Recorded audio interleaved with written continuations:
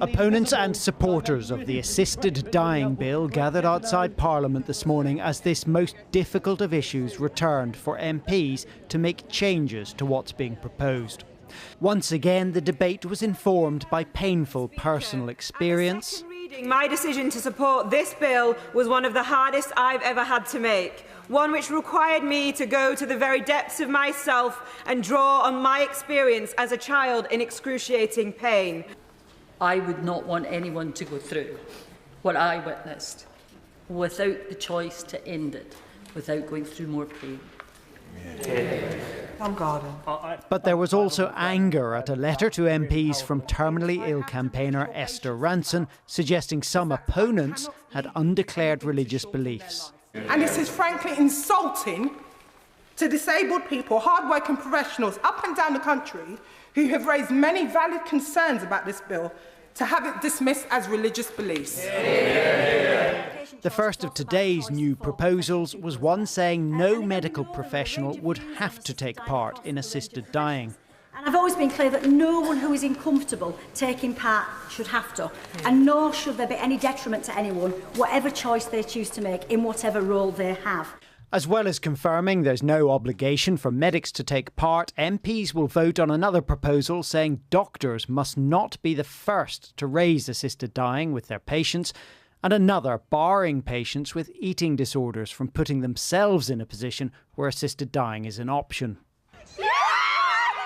The assisted dying bill passed in principle in November, but a few MPs have now switched sides. Some are concerned that it is not being constructed as a government bill with all the safeguards and support that entails.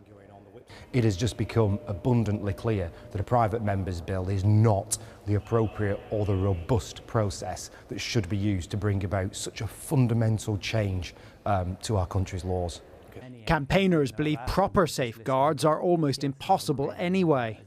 What do you fear could happen if this bill does go through? I'm not worried that the euthanasia vans are going to come and grab Grandma. What I'm worried about is that Grandma will feel that she has no choice but to do the right thing. A final vote on whether or not to accept the assisted dying bill as a whole is expected to take place in the summer. Carl Dinnan, ITV News, Westminster. Well, our UK editor Paul Brandt has been following the debate closely at Westminster today. Paul, does it feel like anything has changed to you today? Well, Lucy, I think if you took a look at November's debate and then took a look at today's debate, you might actually struggle to tell much difference between them. And that's because most of the people making speeches, most of the MPs intervening, are either ardently for assisted dying or ardently against assisted dying. That's no great surprise, and they haven't changed their views. What has happened is, between those two ends of the spectrum, there are MPs who sort of tentatively supported assisted dying in November, and some of them have begun to shift around a little bit. So I've certainly spoken to MPs today who've switched from yes to no or abstain to no over the past few months, so the numbers are relatively small here. Part of the challenge for Kim Leadbeater is she had hoped that the strength of her bill was that it's the most tightly defined of anywhere in the world.